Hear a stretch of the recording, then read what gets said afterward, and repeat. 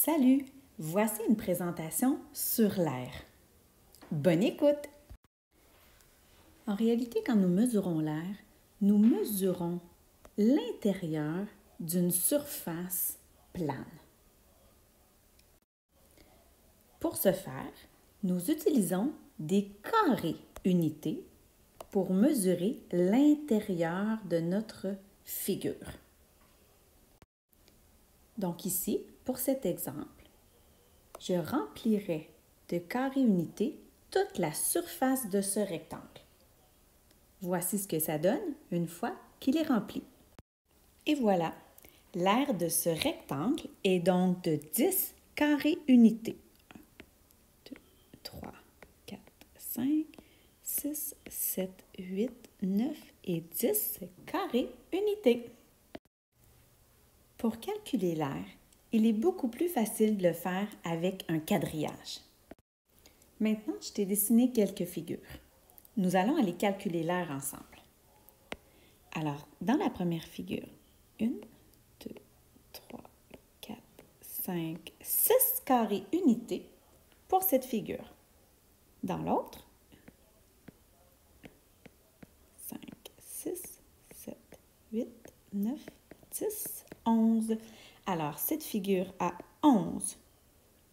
une aire, de 11 carrés unités. Et cette figure, 6 carrés unités. Voilà. Ici, sur ce terrain de soccer-là qu'on veut mesurer, nous n'avons pas de quadrillage. Alors, pour être en mesure de trouver l'aire, nous avons besoin de deux informations. Nous avons besoin de la mesure de la longueur et de la largeur. Donc, par exemple, si ce terrain, la longueur est de 12 mètres et que la largeur est de 5 mètres, nous devrons multiplier les deux informations pour trouver la mesure de l'aire. Donc ici, 12 fois 5 mètres est égal à 60.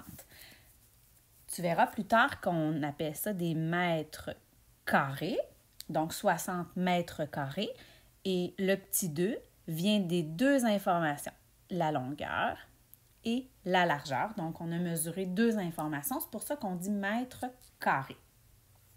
Donc, si tu avais fait la même chose, donc avec des carrés unités, que tu avais rempli cette surface-là, tu serais arrivé au même résultat avec 60 carrés unités. Récapitulons ce que nous avons appris. L'aire est la mesure de la surface d'une figure. On mesure l'aire avec des carrés unités. Et si nous n'avons pas de quadrillage pour nous aider à compter, il faut multiplier la longueur fois la largeur. Bon travail!